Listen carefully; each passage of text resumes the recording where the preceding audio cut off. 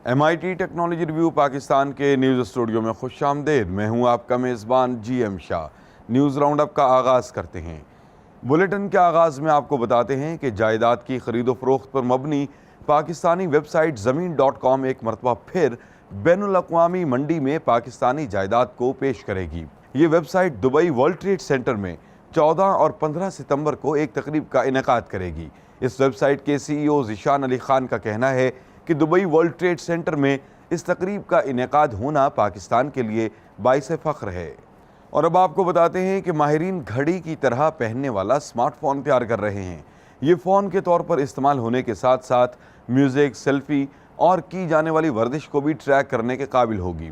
ताहम इसका processor, battery life और रेजोल्यूशन के बारे में नहीं बताया गया। इसको नूबिया अल्फ़ा के नाम से मंसूब किया गया है।